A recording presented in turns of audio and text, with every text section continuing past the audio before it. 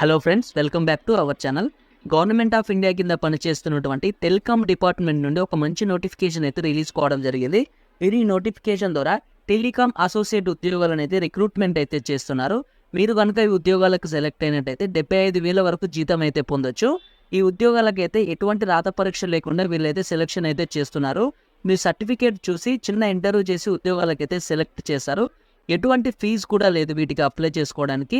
వీటికి ఎలా అప్లై చేసుకోవాలి, ఏం ఎడ్యుకేషన్ క్వాలిఫికేషన్లు కావాలి, ఇవన్నీ కూడా ఈ ఫుల్ వీడియోలో అయితే మీకు క్లారిటీగా అయితే ఎక్స్ప్లెయిన్ చేశాను. కాబట్టి వీడియోని స్కిప్ చేయకుండా లాస్ట్ వరకు అయితే చూసి వీడియోని చిన్న లైక్ చేసి మన ఛానల్ని ఇంకా సబ్స్క్రైబ్ చేసుకోకపోతే సబ్స్క్రైబ్ చేసుకొని ఇలాంటి మరిన్ని గవర్నమెంట్ జాబ్స్ ఇన్ఫర్మేషన్ కోసం బెల్ ఐకాన్ అయితే క్లిక్ చేయండి. ఫ్రెండ్స్, మనం ఇన్ఫర్మేషన్ చూసినట్లయితే government of India ministry of communications కింద పనిచేస్తున్నటువంటి డిపార్ట్మెంట్ ఆఫ్ టెలికమ్యూనికేషన్స్ నుండి నోటిఫికేషన్ అయితే రిలీజ్ కావడం అయితే జరిగింది. దీనికి సంబంధించిన మనం అడ్వర్టైజ్మెంట్ డేట్ అనేది ఇక్కడ క్లారిటీగా అయితే చూసుకోవచ్చు. మీరు ఈ నోటిఫికేషన్ ద్వారా engagement of research associate RA ఉద్యోగాలను అయితే రిక్రూట్మెంట్ అయితే చేస్తున్నారు. ఇవి వచ్చేసి మనకు టోటల్గా ఎన్ని వేకెన్సీస్ ఉన్నవి, వీటికి ఎలా అప్లై చేసుకోవాలి, ఇవన్నీ కూడా మేమైతే ఈ వీడియోలో అయితే ఎక్స్ప్లెయిన్ అయితే చేయడం జరుగుతుంది. మీరు ఈ ఉద్యోగాలకు కనుక సెలెక్ట్ అయినట్టయితే మీకు నెలకు 75,000కు పైగా జీతం అయితే పొందొచ్చు. అలాగే దీనికి సంబంధించి ఏమేమి ఎడ్యుకేషన్స్ క్వాలిఫికేషన్స్ కావాలి ఇవన్నీ కూడా మీకు వీడియోలో అయితే క్లారిటీగా అయితే ఎక్స్ప్లెయిన్ చేస్తాను. డిపార్ట్మెంట్ ఆఫ్ టెలికమ్యూనికేషన్స్ కింద పనిచేస్తున్నటువంటి national centre for communication security NCCS నుండి నోటిఫికేషన్ అయితే రిలీజ్ అయింది. ఇవి రీసెర్చ్ అసోసియేట్ ఉద్యోగాలు. వీటికి సంబంధించి మనం ఎడ్యుకేషనల్ క్వాలిఫికేషన్ వివరాలు కనుక ఒకసారి చూసుకున్నట్టయితే ఫస్ట్ మనం వీటికి అప్లై చేసుకోవాలంటే ఇండియన్ సిటిజన్ అయితే సరిపోతుంది. మనం వీటికైతే అప్లై చేసుకోవచ్చు. దాంతోపాటు మనం ఎసెన్షియల్ క్వాలిఫికేషన్స్ కనుక ఒకసారి చూసుకుంటే bachelors degree in electronics, communications, telecommunications, information technology, computers, electrical engineering, ఈ విభాగంలో కనుక మీరు బ్యాచిలర్స్ డిగ్రీ కనుక పాస్ అయినట్టయితే మీరు ఉద్యోగాలకైతే అప్లై చేసుకోవచ్చు. ఇదైతే ఎసెన్షియల్ క్వాలిఫికేషన్. డిజరబుల్ క్వాలిఫికేషన్స్ కనుక ఒకసారి చూసుకున్నట్లయితే ఇది వచ్చేసి valid GATE score in electronics and communications engineering, computer science and information technology subjects or related to discipline with minimum score as per అని అయితే ఇచ్చారు. అంటే ఇవి డిజరబుల్ క్వాలిఫికేషన్స్. మీకు ఖచ్చితంగా ఉండాల్సిన అవసరం అయితే లేదు. మీకు బ్యాచిలర్స్ డిగ్రీ ఆ సంబంధిత విభాగంలో ఉంటే వీటికి అప్లై చేసుకోవచ్చు. ఇవి ఉంటే ఏంటంటే మీకు యాడెడ్ అడ్వాంటేజ్గా అయితే ఉంటుంది. Post graduations in masters degree in electronics communications, telecommunications, information technology, computers related discipline, ఈ విభాగాల్లో కనుక మీరు పోస్ట్ గ్రాడ్యుయేట్ చేసినా కూడా వీటికి అప్లై చేసుకోవచ్చు. PhD degree in relevant fields అని అయితే ఇచ్చారు. వర్క్ ఎక్స్పీరియన్స్ 1 year కానీ మోర్ దెన్ 1 year కానీ ఉంటే మీకు ఇంకా యాడెడ్ అడ్వాంటేజ్గా అయితే ఉంటుంది. దాంతోపాటు మీకు ఇంటర్న్షిప్ సర్టిఫికేట్ ఉన్నా కూడా మీకు యాడెడ్ అడ్వాంటేజ్ అయితే ఉంటుంది. ఇవన్నీ కూడా ఎసెన్షియల్ క్వాలిఫికేషన్స్ అనేవి, ఇవన్నీ డిజరబుల్ క్వాలిఫికేషన్స్, ఇవన్నీ కూడా ఉన్నా లేకున్నా కూడా మీకు ఈ ఎసెన్షియల్ క్వాలిఫికేషన్ అయితే ఉంది కదా, బ్యాచిలర్స్ డిగ్రీ ఎలక్ట్రానిక్స్ కమ్యూనికేషన్స్, దీనికైతే మీరు ఇవి ఉంటే మాత్రం మీరు ఖచ్చితంగా అప్లికేషన్ అయితే పెట్టుకోవచ్చు. దాంతోపాటు మనం ఏజ్ లిమిట్ వివరాలు కనుక ఒకసారి చూసుకున్నట్లయితే 28 years ఫర్ గ్రాడ్యుయేట్స్. మీరు గ్రాడ్యుయేట్స్ అయితే మీకు మినిమం 18 years నుంచి మ్యాక్సిమం 28 years వరకు వీటికి అయితే అప్లై చేసుకోవచ్చు. అలాగే పోస్ట్ గ్రాడ్యుయేట్స్, ఎంటెక్, MS వాళ్ళైతే 30 years వరకు అయితే ఈ వేకెన్సీస్కి అప్లై చేసుకోవచ్చు. దాంతోపాటు PhD క్యాండిడేట్స్ అయితే 35 years వరకు ఈ వేకెన్సీస్కి మీరు అప్లికేషన్స్ అయితే పెట్టుకోవచ్చు. వీటికి ఎలా అప్లై చేసుకోవాలంటే మనకు వచ్చేసి ఒక అప్లికేషన్ ఫామ్ అయితే ఉంటుంది. దాన్ని ఫిల్ చేసి వీటికి అప్లై చేసుకోవాలి. ఆ అప్లికేషన్ ఫామ్ అనేది ఎలా ఫిల్ చేయాలి ఇవన్నీ కూడా మీకు ఈ వీడియో లాస్ట్లో అయితే అప్లికేషన్ పార్ట్ కూడా ఎక్స్ప్లెయిన్ చేస్తాను. కాబట్టి వీడియోని స్కిప్ చేయకుండా లాస్ట్ వరకు చూసి వీడియోని అయితే ఒక చిన్న లైక్ అయితే చేయండి. దీనికి సంబంధించి సెలక్షన్ ప్రాసెస్ ఏ విధంగా ఉంటుంది, దీనికి ఎగ్జామ్ అనేది ఉంటుందా ఉండదా అని ఒకసారి చూసుకుంటే దీనికి అయితే ఎటువంటి ఎగ్జామ్ అనేది ఉండదండి. మనకు డైరెక్ట్ మార్కుల ఆధారంగా వీటికి సెలక్షన్ చేసి మీకు ఉద్యోగాలు అయితే కల్పించడం జరుగుతుంది. ఒకవేళ మీరు ఉద్యోగాలు కనుక సెలెక్ట్ అయినట్టయితే మీకు ట్రైనింగ్ పీరియడ్ వచ్చేసి 1 to 2 weeks మీకైతే ట్రైనింగ్ అయితే ఇస్తారు. అంటే మీరు ఏం వర్క్ చేయాలి అవన్నీ కూడా ట్రైనింగ్ ఇచ్చి ఆ వర్క్ రిలేటెడ్గా మీకు నాలెడ్జ్, స్కిల్స్ అయితే డెవలప్ చేసి మీకు జాబ్స్కి అయితే సెలెక్ట్ చేయడం అయితే జరుగుతుంది. వర్క్ డిస్క్రిప్షన్ మరియు రెస్పాన్సిబిలిటీస్ అన్నీ కూడా ఇక్కడ నోటిఫికేషన్లో అయితే క్లారిటీగా అయితే ఇవ్వడం జరిగింది. ఈ నోటిఫికేషన్కు సంబంధించిన అన్ని లింక్స్ కూడా మీకు వీడియో డిస్క్రిప్షన్లో అయితే ప్రొవైడ్ చేస్తాను. అక్కడికి వెళ్ళి డౌన్లోడ్ చేసుకొని ఏమేమి వర్క్ డిస్క్రిప్షన్ ఉంది, రెస్పాన్సిబిలిటీస్ ఏమున్నాయి అన్నీ కూడా మీరు ఇక్కడ అయితే క్లారిటీగా చూసుకోవచ్చు. అలాగే దీనికి సంబంధించి ప్లేస్ ఆఫ్ పోస్టింగ్ కనుక చూసుకున్నట్లయితే మీరు ఉద్యోగాలకు సెలెక్ట్ అయితే మీకు బెంగళూరులో అయితే మీకు పోస్టింగ్ అనేది ఇస్తారు. ఈ టెలికమ్యూనికేషన్ ఎక్స్చేంజ్ డిపార్ట్మెంట్ ఉంది కదా, అక్కడి నుంచి సంపన్ గిరి మన ఇక్కడైతే మీకు నగర్లో బెంగళూరులో అయితే మీకు పోస్టింగ్ అయితే ఇవ్వడం అయితే జరుగుతుంది.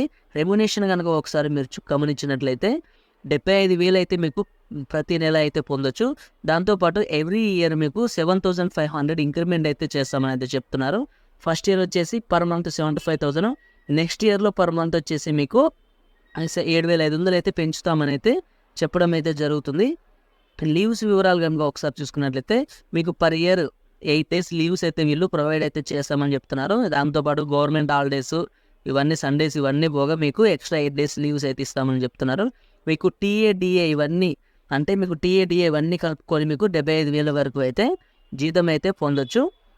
నెక్స్ట్ దీనికి సంబంధించి మనము అప్లికేషన్ ఫామ్ వివరాలు మరియు దీనికి సంబంధించిన సెలెక్షన్ అనేది ఏ విధంగా ఉంటుందో ఒకసారి చూసుకున్నట్లయితే మీకు ఫస్ట్ సెలెక్షన్ అనేది చూపించి దాని తర్వాత అప్లికేషన్ ఎలా అప్లై చేయాలో మీకైతే చెప్తాను. సెలక్షన్ ప్రాసెస్ ఒకసారి చూసుకున్నట్లయితే సెలక్షన్ ప్రాసెస్ అనేది మీకు వచ్చిన మార్కుల ఆధారంగానే మీరైతే సెలెక్ట్ అయితే చేస్తారు.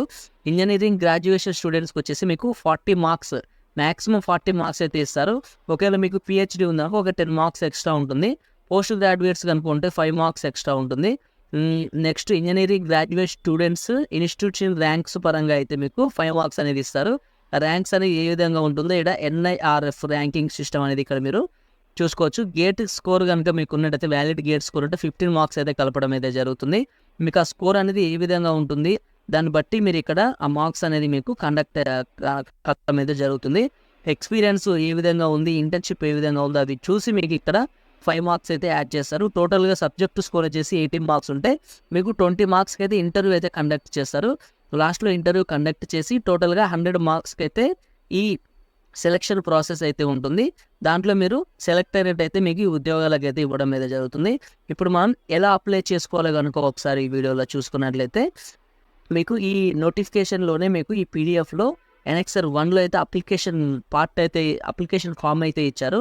మీరు అప్లికేషన్ ఫామ్ అనేది డౌన్లోడ్ చేసుకొని మీరు నీట్గా అయితే ఫిల్ చేయాలి. Name, father name, gender, date of birth, corresponding address, permanent address, contact details ఇవన్నీ ఇచ్చేసి మీ ఈమెయిల్ ఐడి, ఫోన్ నెంబర్ ఇవన్నీ అయితే క్లారిటీగా ఇవ్వండి.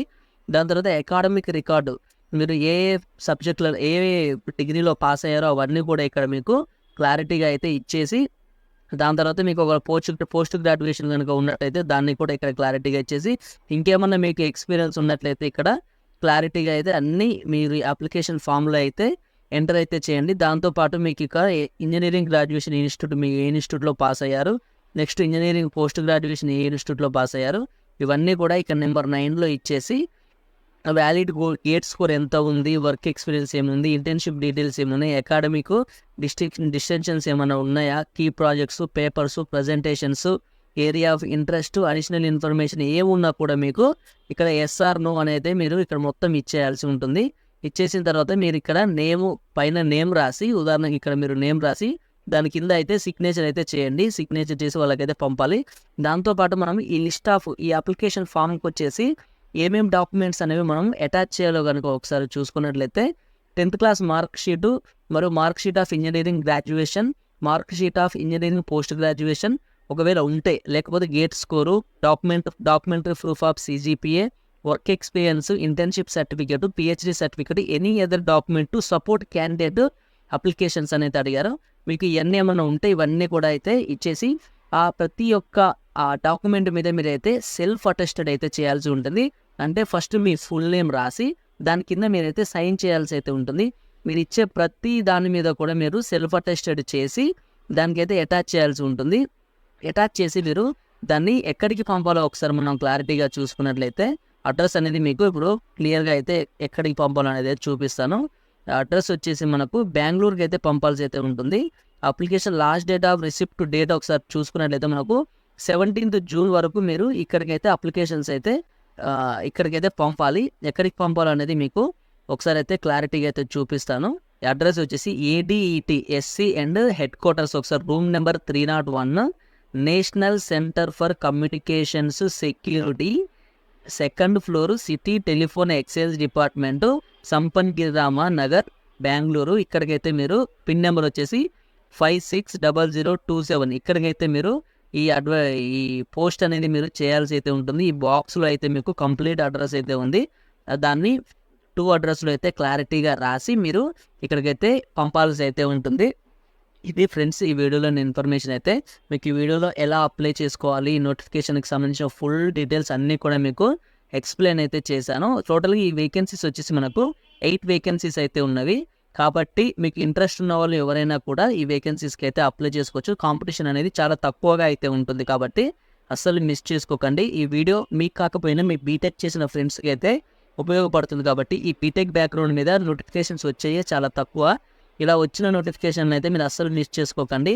ఇది మీకు యూజ్ కాకపోయినా మీ బీటెక్ చేసిన ఫ్రెండ్స్కైనా యూజ్ అవుతుంది కాబట్టి వీడియోని ఖచ్చితంగా మీ వాట్సాప్ గ్రూప్లో అయితే షేర్ చేసి మన ఛానల్ని అయితే లైక్ చేసినట్లయితే ఇది ఇంకొంతమందికి అయితే రికమెండ్ అయితే చేయడం జరుగుతుంది. కాబట్టి వీడియోని లైక్ చేసి మన ఛానల్ని అయితే సబ్స్క్రైబ్ చేసుకోండి. ఇలాంటి ఇంకొన్ని ఇన్ఫర్మేషన్స్ కోసం మీరు మన ఛానల్ పక్కన ఉన్న గంట సింబల్ని అయితే ప్రెస్ చేయండి. Okay, bye friends, have a nice day.